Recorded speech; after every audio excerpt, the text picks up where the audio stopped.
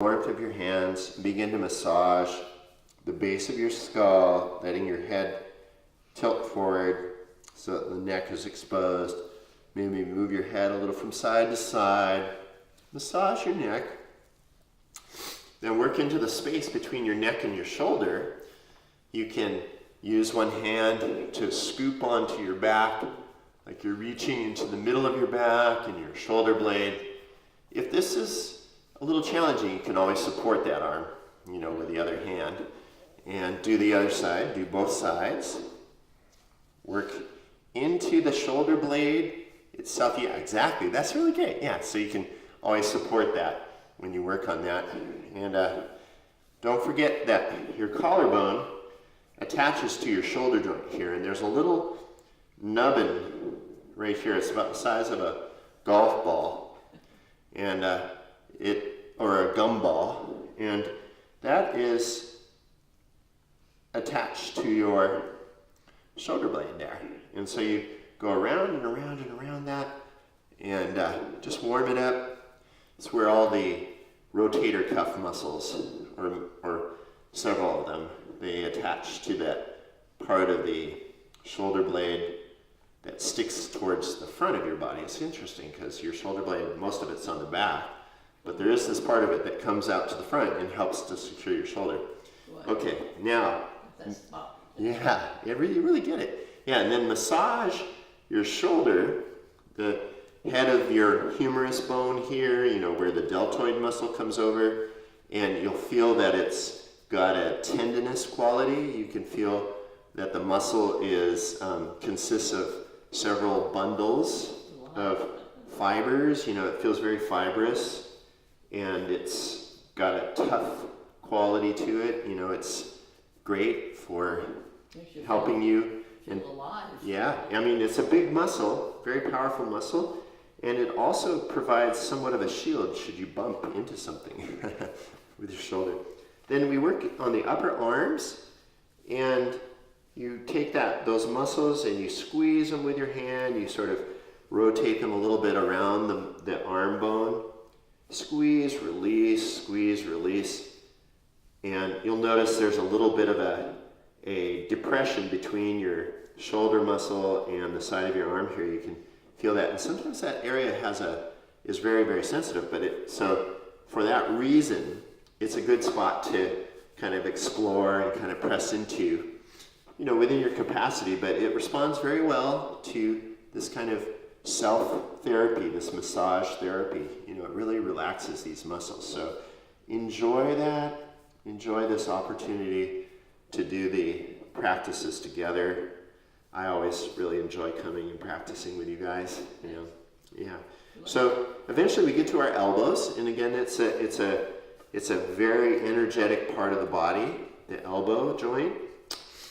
Vulnerable at the same time as very powerful. So again, we're feeling all of the bones, and we want to go over these bones attentively, because every bone in your body has a sheath around it, and it is that sheath is filled with capillaries and connective tissue, and it protects the bone. And so when we do these types of massages, we're pressing on those features of the body, and we're causing them to have to contract and dilate, and they end up, it increases circulation in that area very particularly. So now work on the muscles of the lower arm, and again, you notice how on the outside of the arm they're very tendinous, like big cables, and maybe they're, you can really feel the individual bundles. They're called the extensors. They make your hand go up like this. And underneath them here, the belly of your forearm, the muscles here are much more spongy feeling. At least that's in my arms. The ones on my forearm always feel like belly muscles, soft and vulnerable, whereas the exterior part of the arm always feels tougher, So And then you have the two bones of your forearm, which really respond well to being squeezed together with your hand. With your other hand, you squeeze and you kind of turn gently, put a little traction against your own grip, so you do both sides. Sometimes you discover old injuries. When you do this, you can feel that the bones have a sensitivity for sure, old places where the bones knit together. And then we get to our wrist bones, and there's 8 little bones in here. We've talked about this before, that these 8 little bones make this movement of our wrist possible. So we kind of push on those little bones, just right at the end of your lower arm and before you get onto your hand. It's right in this area, right where the fold and the wrinkles of your wrist are. So work in that area particularly. It'll increase circulation and give you relief if you're suffering from any kind of carpal tunnel or things like that are caused by inflammation. This is really great. It's going to help move circulation through there. And be sure to then massage the hands, what we call the metacarpal bones that are in the hand here. It's really interesting. I was just studying the anatomy of the hand the other day, and until it was pointed out to me, I didn't realize that our thumbs actually have only 3 parts, but our fingers have 4 parts. And this is, a significant thing. It makes you wonder, if anyone is ever born with 4 parts to their thumb, sort of as a kind of an interesting, change up. I have to research that and see. So each of your fingers, milk your fingers, massage around the joints. Probably of all the areas of the body, massaging the hands is one of the most fruitful, from the standpoint that, your hands really have thousands, hundreds of thousands of neurons, sensory neurons there, and your hands respond so well to the therapeutic touch, whether it's your own or someone else's. So this is really, again, a key way to work with mild depression. So you get a lot of exercise. Yeah, and you get a lot of exercise too. So once you've done your hands and your arms as much as you like, finish this up by sweeping from the tips of the fingers, the hand, the wrist, the forearm, elbow, upper arm, and shoulder. You sweep with your other arm, just pressing strongly, and you're going against the grain, so to speak. You're going from the periphery to the proximal, meaning from the, what's that which is very far away to that which is very close, and you're helping the lymph to move in this direction.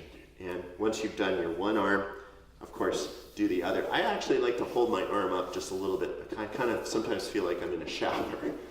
So we could call this an energy shower, a prana shower, or a chi shower, But it's definitely if you have lymph massage, this is oftentimes what is done to move the lymph in this direction. So, great. So we've done our head, our neck, and our shoulders, and our arms.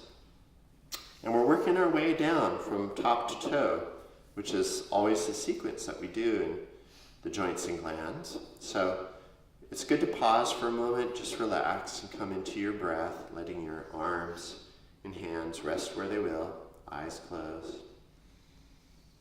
Just tuning into the breath.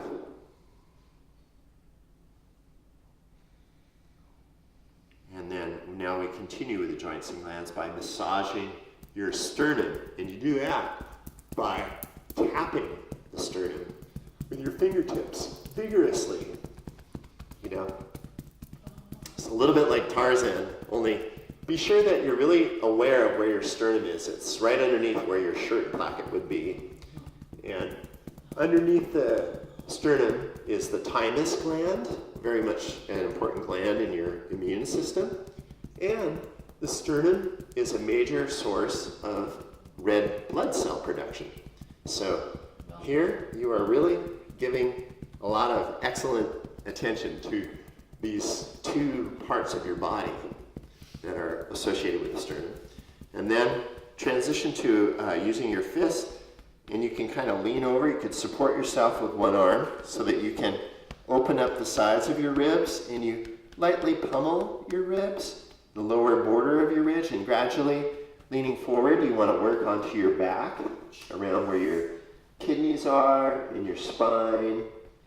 Be sure to rest at any moment, but try to get to all of the places you can reach back there with your pummeling. So you eventually get down towards your sternum and the sides of your hips, your buttocks maybe, and you kind of just come around and transition to the other side. So you lean forward again, maybe you support yourself with one arm on a thigh so you can open your ribs. If you lean over a little to the side and lean forward so that you make space to get back to the kidney region, your spine back there, and you work your way down towards your sacrum and your hips, your buttocks, and your hip joint there. And when you've done all of that, you sit up tall again and breathe into it. Let the breath flow into that space and just notice how it feels. You feel pretty vital. There's a lot of sparkling going on in here, which is good. So now we're going to transition to the lower body. And before we do that, let's just let the arms dangle. Let's do some shoulder circles. You can keep within your capacity. That's often the biggest challenge for all of us. And if you're moving your shoulders in these circles, staying within your capacity, for some, the circles may be really small.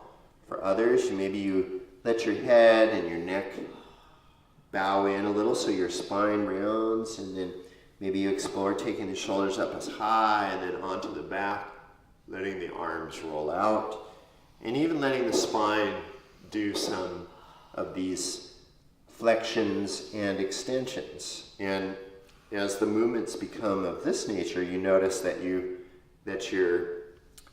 balance on your sit bones is changing just a little bit too. You're sort of really moving the whole upper torso, and your feet are having to support you. Be sure to go in the opposite direction.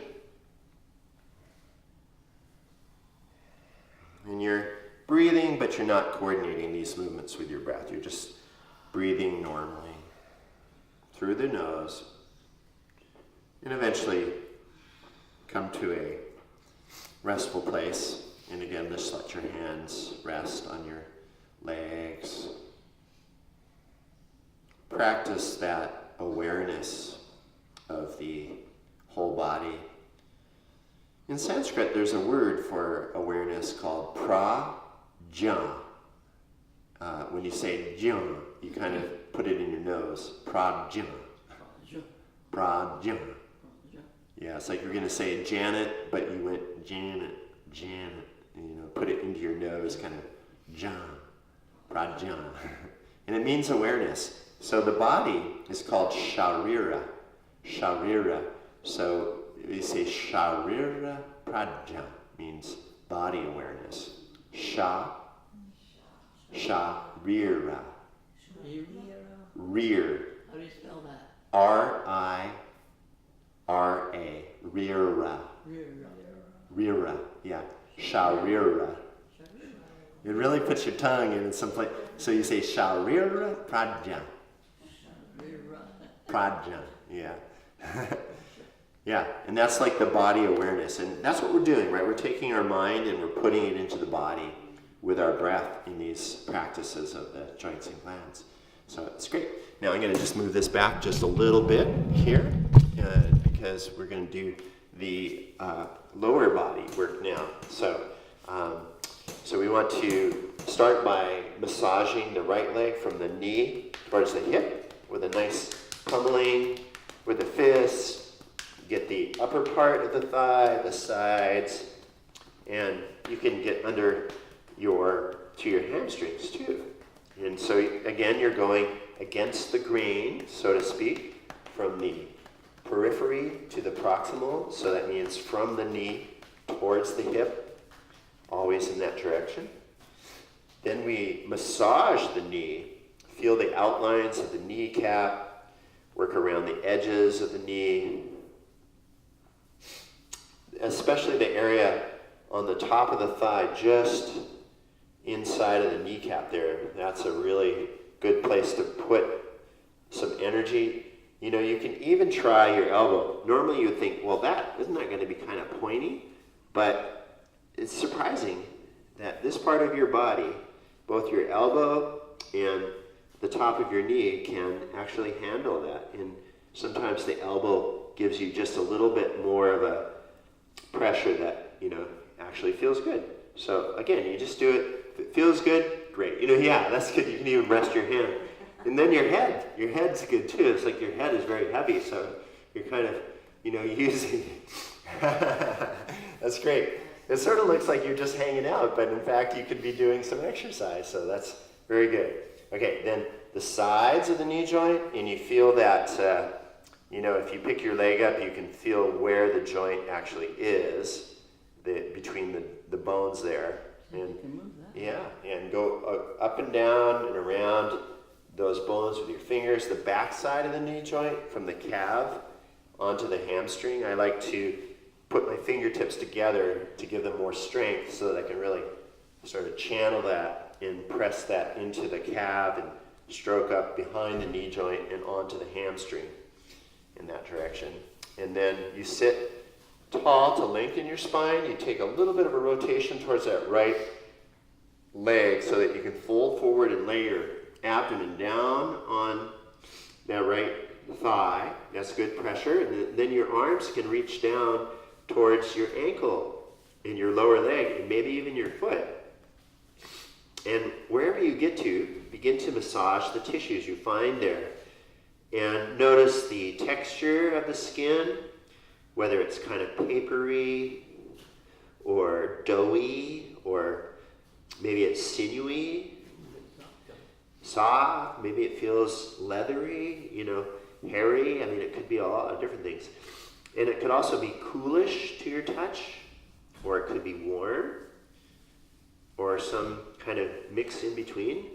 And take some time to feel what it, like put your awareness into your foot or your leg and feel your hands touching your leg, you know, and then work your way up past the ankle and the calf, squeeze those muscles to the bone.